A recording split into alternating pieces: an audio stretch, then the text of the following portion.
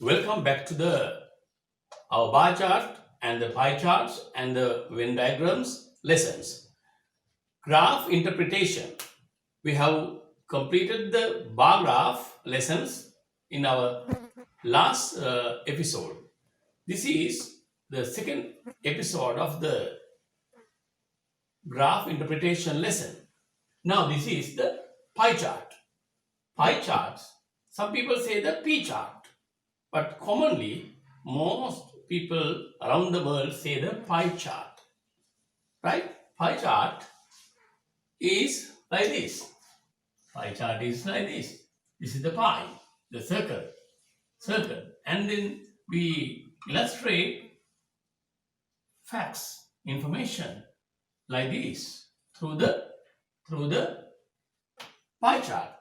We present the information in the percentages like this, okay, like these percentages like. So we'll take the what is the terminology we need for this. Terminology is most important. Terminology කියන්නේ පාරිභාෂික වාග්මාලාව පයි chart එකක් ලියන්න ගියාම අපේ දරුවන්ට අවශ්‍ය කරන විශේෂම වචන ටික තමයි අපි මේ කියන්න ලෑස්ති වෙන්නේ. මේ මුලින්ම අපිට අවශ්‍ය වෙනවා sector කියන වචනේ. Sector or sectors වෙන්නත් පුළුවන්. Sectors කියලා කියන්නේ මේ pie chart එකේ මේ අපි වෙන් කරන කොටස් වලට තමයි කියන්නේ. මෙන්න මේවා තමයි මොනවද? Sectors කියලා කියන්නේ. We need the sectors. මේක වැඩිපුරම තියෙන්නේ sectors විතරයි ප්‍රධානම දේ තියෙන්නේ. Sectors තියෙනවා. මේක අපි හැමදේම දක්වන්නේ percentage එකකින්. Percentage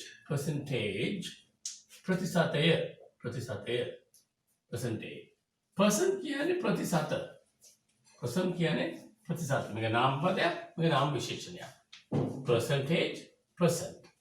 ඊළඟ අපිට අවශ්‍ය වෙනවා අර පාඩමේ වගේම මේකෙත් අවශ්‍ය වෙනවා shows කියන වචනේ අවශ්‍ය වෙනවා. represent කියන වචනේ අවශ්‍ය වෙනවා. represents කියන වචනේ අවශ්‍ය වෙනවා. අපිට තව අවශ්‍ය වෙනවා මේකෙදී විශේෂයෙන්ම අපි අනිත් පාඩම් වගේම highest වැඩිම higher වැඩි high අපිට අවශ්‍ය වෙනවා මේ ටික. ඊළඟට අපිට අවශ්‍ය වෙනවා ඔකේ අනිත් පැත්ත ඒකේ අනිත් පැත්ත අපිට අවශ්‍ය වෙනවා ඒ මොනවද? low පැත්ත අවශ්‍ය වෙනවා. lowest lower low කියන එක අවශ්‍ය වෙනවා. අඩු බව පෙන්වන්න අවශ්‍ය වුණා. ඊට පස්සේ අපිට මේ වගේ තවත් එකක් තමයි මේ most කියන එක. most more much එහෙම නැත්නම් many මේ වචන ටික අවශ්‍ය වෙනවා අපිට ඒක භාවිත කරන්න අවශ්‍ය වුණොත් එහෙම. ඊළඟට අපිට අවශ්‍ය වෙනවා මේක විරුද්ධ පද ඒ තමයි least අවශ්‍ය වෙනවා. least ඊට පස්සේ අවශ්‍ය වෙනවා less little කියලා ඕනේ නම් අපිට පාවිච්චි කරන්න පුළුවන්. ඊට පස්සේ අපිට අවශ්‍ය වෙනවා maximum ඉදා පාඩමේ වගේම maximum minimum අදාළ වචන බවට අපිට පත් වෙනවා. ඊළඟ අපිට අවශ්‍ය වෙනවා equal කියන වචනේ. මේ වාග්මාලාවේ ලොකු වෙනසක් නැහැ මේ දෙක අතර. වාග්මාලාවේ ලොකු වෙනසක් නැහැ. ලියන විදිය බොහෝ වෙලාවට සමානයි තමයි. equal percentage, highest percentage, lowest percentage එහෙම අවශ්‍ය වෙනවා. ඊට පස්සේ අපිට අවශ්‍ය වෙනවා majority කියන වචනේ, minority කියන වචනේ. minority කියන වචනේ අපිට අවශ්‍ය වෙනවා. according to කියන වචනේ දා පාඩමේ වගේ according to කියන වචනයත් අපිට මේකට පාවිච්චි කරන්න සිද්ධ වෙනවා. හරි. ඔන්න විදිහට ඒ පාරිභාෂික වාග්මාලා ටික අපිට වචන අවශ්‍ය වෙනවා. අවසාන වශයෙන් අපිට අවශ්‍ය වෙනවා review කියන වචනය හෝ analyze කියන වචනය. analyze කියන වචනය අපිට අවශ්‍ය වෙනවා. පෙන්වා දෙන වචනය අවශ්‍යයි.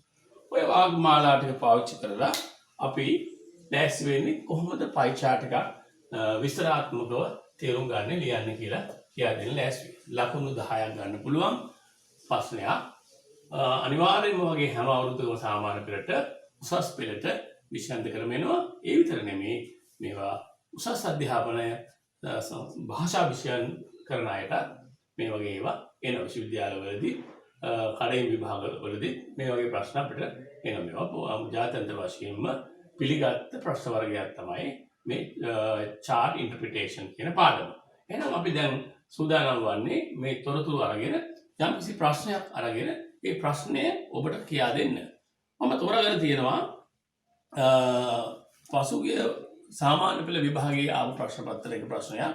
ඔබ මේ ප්‍රශ්න පත්‍රය කරපු ප්‍රශ්න පත්‍රයක් වෙන්නේ නැති 2013 ඩිසෙම්බර් ප්‍රශ්න පත්‍රයේ 14 වෙනි ප්‍රශ්නේ අදාළ chart interpretation ප්‍රශ්නය තමයි අද අපි කරන්න ලෑස්ති වෙලා ඉන්නේ. මෙන්න මේ ප්‍රශ්නය. මේ ප්‍රශ්නය අපි කරන්න ලෑස්ති වෙලා ඉන්නේ. ඔබට පුළුවන් ප්‍රශ්න පත්‍ර පොතක් අරගෙන මේ වීඩියෝ එක අහන ගමන් බලන්න. තොල් 2013 ප්‍රශ්න පත්‍රය තමයි අපි කරන්න ලෑස්ති වෙන්නේ. මේක මෙන්න මෙහෙම කියලා තියෙන ප්‍රශ්නය. The following pie chart shows what students of your school like to read. The information is given in percentages. Study the chart and write a description about it. The following words will help you. Use about 100 words. Now, special words are given here. Supporting verbs are given here. Majority, minority, lowest percentage, highest percentage, equal amount ආදී වශයෙන් දීලා තියෙනවා. ප්‍රස්තාරය කියන්නේ අපේ chart එක දීලා තියෙනවා මෙන්න මේ ආදී වශයෙන්. මේ chart එකේ දක්වලා තියෙන තොරතුරු ටික මේ පැත්තෙන් වෙනම key එකකින් දීලා තියෙනවා. key යතුරක්. Novels, short stories, poetry, cartoons, magazines, newspapers ආදී වශයෙන් දීලා තියෙනවා. ඒවයි percentages කොච්චරද කියලා දීලා තියෙනවා. හරි? ඒ percentages කීයද? බලන්න කොහොමද දීලා තියෙන්නේ? මේ වටේ ගාන 100කට අරන් තියෙනවා. ඔබ දන්නවා ගණිතයේදී මේ ලක්ෂ්‍ය වට අංශක 360යි. ඒ 360 බෙදලා තියෙන ප්‍රසත ආකාරයකට මෙන්න මේ විදිහට. කොහොමද බෙදලා තියෙන්නේ? 130ක් තියෙනවා. මෙතන මේ රූපේ බැලුවම අපිට තේරෙනවා 130ක් තියෙනවා newspaper. 125ක් තියෙනවා novels. 10ක් තියෙනවා poetry කවි. 10ක් තව තියෙනවා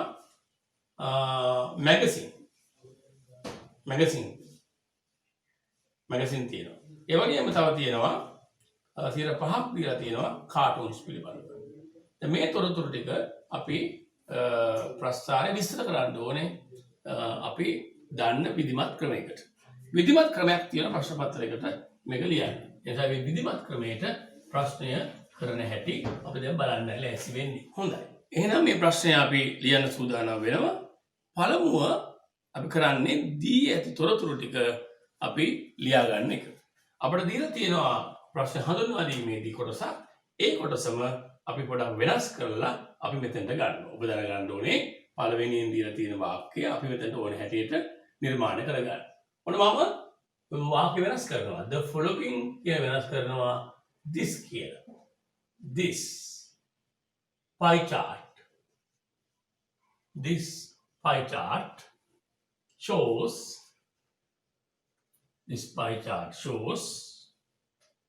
what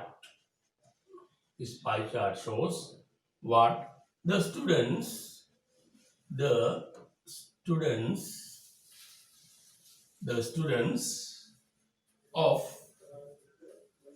දැන් ඒක දාලා තියෙනවා your school කියලා අපි ඒක වෙනස් කර ගන්නවා වෙන පාසලකට. The pie chart shows what the students of අපි දින්දා ගමු ඔබ දන්න පාසලකට නමක් දා ගන්නවා. උදාහරණයක් මම පොදුවේ ලියනවා ඔබට ප්‍රසිද්ධ පාසලේ නමක් අපි ලියමු. Thakshila Central College. Taxila Central College, Horror.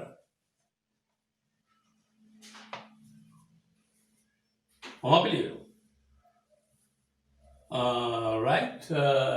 this pie chart shows what the students of Taxila Central College Foreigner like. Like to read. Like to read. Like to read. ඊට පස්සේ අනිත් තොරතුරු ටික දීලා තියෙනවා ඒගොල්ලන් වෙනම අපිට. The following information is given in the percentage. Study the chart and write the description about it. දැන් ඒ දීලා තියෙන තොරතුරු ටික අපි දැන් ලියන්න ලෑස්ති වෙන්නේ මේ ඡේදෙටම. ඒකට අපි ලියනවා. දැන් දීලා තියෙන තොරතුරු ටික අපි මේ ලියන්නේ මෙන්න මෙහෙමයි. තොරතුරු මේක sectors ගානක් තියෙනවා. 1 2 3 4 5 6 sectors. අපි ලියනවා there are වලින් ලියන්නත් පුළුවන්. It has වලින් ලියන්නත් පුළුවන්. There are 6 sectors. There are 6 sectors in the pie chart. In the pie chart. Pie chart එකේ තියෙනවා එවැනි sectors 6ක්. They are named ඒවා නම් කරලා තියෙනවා. They are name present tense එකෙන් අපි ලියන්න පුළුවන්. Simple present tense එකෙන් ලියනවා. Simple present tense එකෙන් ලියනවා. They are named. They are named. ඕන කෙනෙකුට පුළුවන් present perfect tense එකෙන් ලියන්න. They have been named කියලා. හරි සරල ක්‍රමයක් තේරුම් කරගන්න. They are named as ඔන්න අපි දානවා මේ ටික. Novels, short stories,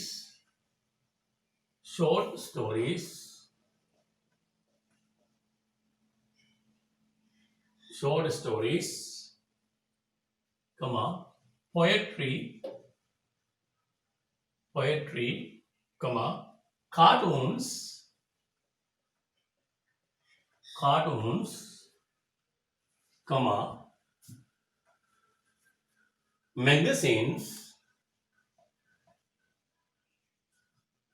magazines, and newspaper. අන්තිමකට පෙර අපි දානවා and එක newspapers and newspapers. ඔන්නෝම අපි මේ පාඩම විස්තර ටික ලියුවා. දැන් මේකේ percentages ටිකක් දීලා තියෙනවා. ඒක අවශ්‍ය නම් ලියන්න පුළුවන්. නමුත් ඒක නොලියුවට ගැටලුවකුත් නැහැ. අපිට ඒක පුළුවන් සංසන්දනාත්මකව කතා කරන්න පුළුවන් ඊට පස්සේ. දැන් තොරතුරු ටික අපි ලියුවා. දැන් අපි යන්නේ මේක විස්තර කරන්න. විස්තර කිරීමට අපි යම් කිසි ක්‍රමයක් හදාගන්න ඕනේ. ඒ විශේෂ ක්‍රමයක් හදාගන්න ඕනේ පාඨකයාට කියවීමට රුචි ක්‍රමයක්. එහෙනම් අපි හදාගන්න දිනවා මෙහෙම. වැඩිම එක ලියනවා, ඒකම අඩුම එක ලියනවා. ඊට පස්සේ සමාන ඒවා ලියනවා. ඊට පස්සේ වඩා වැඩි, ඊට පස්සේ වඩා අඩු. සංසන්දනාත්මකව අපි මේක විස්තරාත්මකව විස්තර කරනවා. ඔන්න පටන් ගමු. ඊළඟ ඡේදයේ මෙහෙම විස්තර කරන්න. මේක හොයාගන්නවා වැඩිම එක මොකක්ද? මේ ළමයි වැඩිම දෙනෙක් කියවන්න කැමති මොනවද? මේක බැලුවම අපිට පේනවා වැඩිම දෙනෙක් කියවන්න කැමති මෙතන පේන හැටියට නිවුස් පේපර් තමයි. මේ ළමයි වැඩිපුර කියවලා තියෙන්නේ 30ක් කියවලා තියෙන්නේ පත්තර. News paper. එහෙනම් අපි ලියනවා මෙතෙන්දී අපිට මේක දීලා තියෙනවා highest percentage කියන වචන දීලා තියෙනවා. අපි ලියනවා the highest percentage, the highest percentage of students, like to read, like දාන්න පුළුවන්. like to read ප්‍රශ්නපත්‍රය දීලාම තියෙනවා like to read කියලා. like to read newspapers.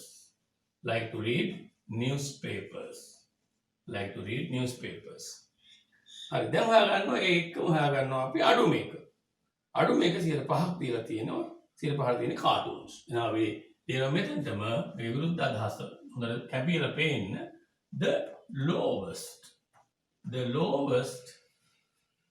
කියන අඩුමනේ the lowest percentage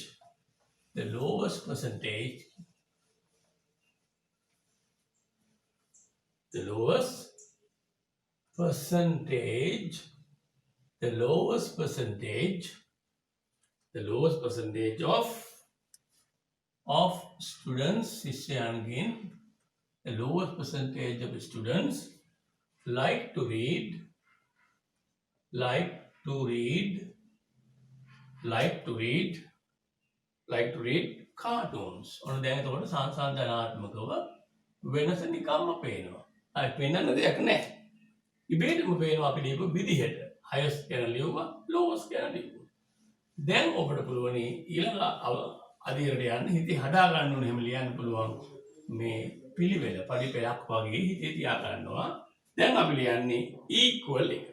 සමානතාව වෙනවා. සමානතාව දෙකක් දීලා තියෙනවා. ඒ සමානතාව වලින් එකක් poetry සහ අනිත් එකට සම්බන්ධ ඊළඟ එක poetry and magazines. හරි poetry සහ magazine තමයි සමාන. අපි එහෙනම් ලියනවා මෙහෙම. The equal percentage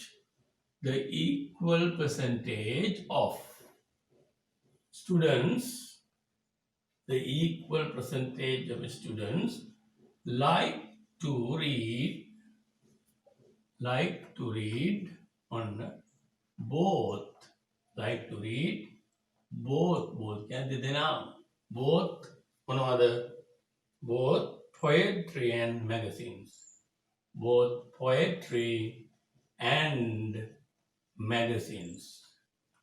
Both poetry and magazines. අන්න එහෙම ලියුවා. දැන් සමානතාවය අපි ලියලා ඉවරයි. දැන් අපිට යන්න තියෙන්නේ සමානතාවයෙන් පස්සේ අපි යනවා වැඩි එකකුයි අඩු එකකුයි හොයාගෙන.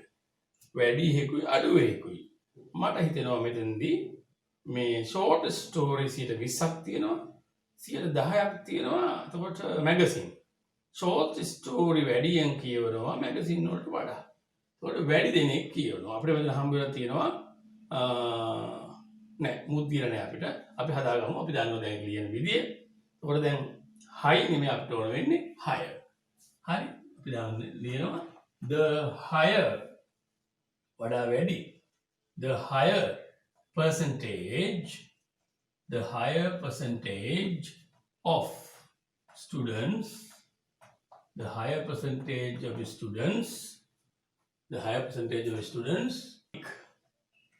like to read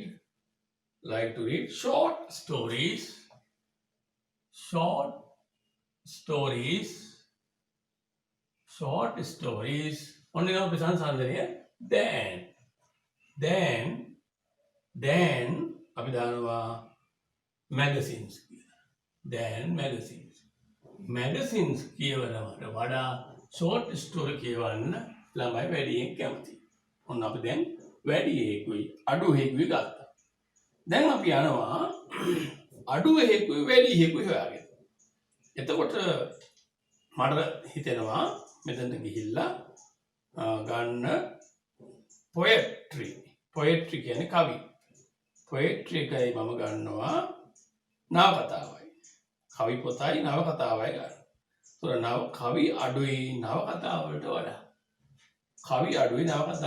ඒතර මම දැන් එන්න ඕනේ මගේ ඊළඟ අදහස තමයි the lower අඩුයි. lower percentage of students like to read. දැන් මම ගන්නේ අඩු එක නිසා මුලින්ම ලියන්න ඕනේ අඩු එක. එහෙනම් මම ලියනවා poetry then දැම්මා. ඔන්න දැන් දාන වැඩි එක. poetry then දැම්මා then novels වලට වඩා අඩුවෙන් කියවන්නේ poetry කියලා මම දැන් ලියලා තියෙනවා. හරි. දැන් මම ශිල්ප ක්‍රමයක් වශයෙන් හදාගෙන ආවා. දැන් විභාගයක් නිසා අපි ඒක ලියනවා. ප්‍රායෝගිකව ඔබ මේ ලියන්න වෙච්ච දවසකට ඔබට කීප වතාවක් අඩු වැඩි ඒවා දෙපාර තුන් පාර ලියන්න පුළුවන්. නමුත් මේ විභාගයේදී අපිට එහෙම අවශ්‍ය නැහැ. මේ විභාග දෙකෙදිම අවශ්‍ය නැහැ. ටෙක්නික් එකට ලියුවාම හරි. අවශ්‍ය දේ ලියුවා වචන 100ක් තියෙනවා නම් අපිට ලකුණු ලැබෙනවා. දැන් අපි සංසන්දන අවස්ථා දෙකක් ලියුවා. දැන් ඉතින් අපේ වැඩේ ඉවරයි. දැන් අපිට තියෙන මේක අවසන් කරන්න. දැන් අපි අවසන් කරන්න ලෑස්ති වෙනවා අපේ විග්‍රහය සමගම. කටපාඩම් කරාට කමක් නැහැ මේ වගේ වාක්‍ය. According to the above දැන් මේ කොමික් කරලා ඉවරනේ. According to the above pie chart මේ pie chart එකට අනුව according to the above pie chart I can මට පුළුවනි I can analyze I can analyze මට පුළුවන් ඒක ඇනලයිස් කරන්න විග්‍රහ කරන්න that මෙන්න මෙහෙම කියලා. majority බහුතරයක් ළමයි කියවන්න කැමති මොනවටද? දැන් මෙතනින් බහුතරය කියන්නේ 100 නේ ඔක්කොම. එහෙනම් 51ක්වත් එන්න ඕනේ බහුතරයක් වෙන්නේ. දැන් 30යි 25යි එකතු කරලාම වෙනවා කෙලින්ම 55. එහෙනම් 30 කියලා කියන්නේ පත්තර 25 කියන්නේ නවකතා. ඒතකොට පත්තරයි නවකතාවයි තමයි බහුතර සිසුන් සංඛ්‍යාවක් කියලා තියෙන්නේ. අන්න එහෙමයි හොයාගන්න. 51ට වඩා වැඩි නම් බහුතරය. I can analyze that. අපි ලියනවා the majority බහුතර majority of students සිසුන්ගෙන් බහුතරය majority of students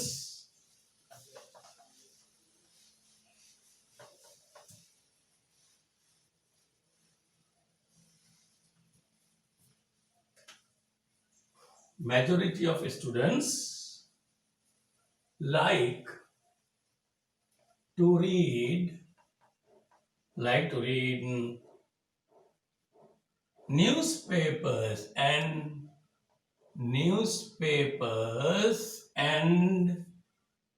newspapers and novels.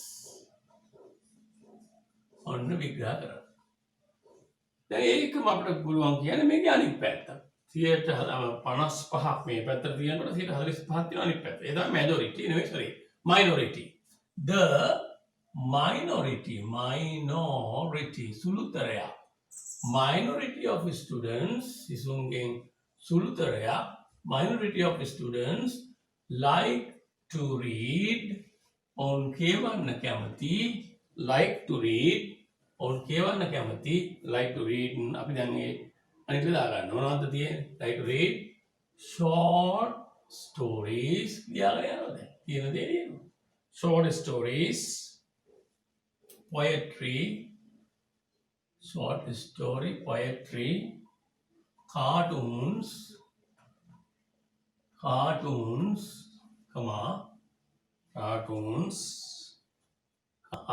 නෙමෙයි අන්තිමයි cartoons and magazines ඔන්න විග්‍රහ කළා. අපි විග්‍රහය ඉවරයි. වචන 100ක් අනිවාර්යයෙන්ම උදන තියෙන්නට ඕනේ. වචන 100 නැතිනම් ඔයා කල්පනා කරලා තව මොකක් හරි මේකට ආදාළ නැතිව ලියන්න යන්න එපා. irrelevant උත්තර ලියන්න යන්න එපා. relevant answer එකක් විතර අපිට ලියන්න පුළුවන්. අයිතිය තියෙන්නේ මේකෙන් වෙන ලියන්න දෙයක් නැත්නම් නොලිය ඉන්න හොඳයි. වැඩක් නැතිව ලියනවට වැඩි. දැන් මේ ප්‍රශ්නෙට මේ විදිහට පිළිතුරක් ලියා ගන්න ශනිකවම ඔබට පුළුවන් නම් විභාග ශාලාවකදී ඔබට ලකුණු 10 ලබා ගන්න පුළුවන්. මේ ලකුණු 10 ලබා ගැනීමේදී ඔබ බලන්නට ඕනේ මේකෙදී අපි බලනවා මෙන්න මේව බලනවා. CLOM බලනවා. හරිද?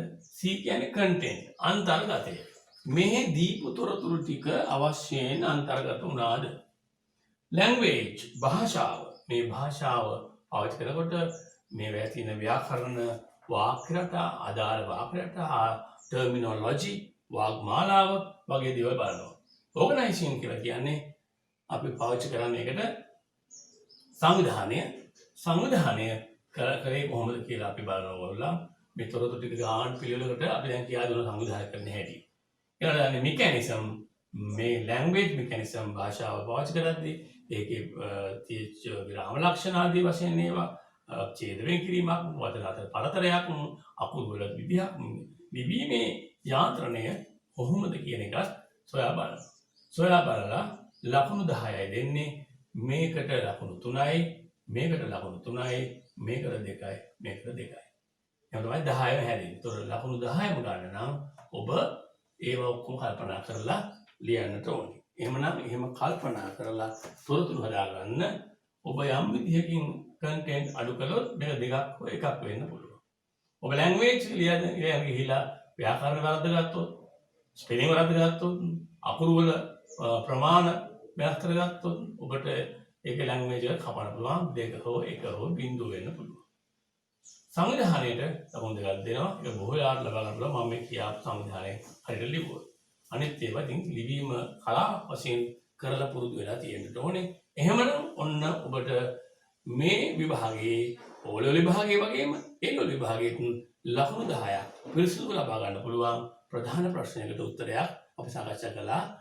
එපිසෝඩ් 2 එකේනොත් අපි තුන්වෙනි එක ඊළඟ ඔබ දක්වන ප්‍රතිචාර අනුව මේක බලන ප්‍රමාණය අනුව අපි තුන්වෙනි එක සූදානම් කරලා ඔබට ලැබෙන සලස්වන්නම්. මේ අපේ වීඩියෝ එක බලලා අපිට මේකට ලයික් එකක් දාන්න, තොරතුරු කියන්න, කමෙන්ට් එකක් දාලා විස්තර කරලා බෙල් සලකුණ ක්ලික් කරන්න. ඔබට තවත් වීඩියෝ එකක් ඉක්මනට ලැබෙවි. එhmenan ඔබට ජය.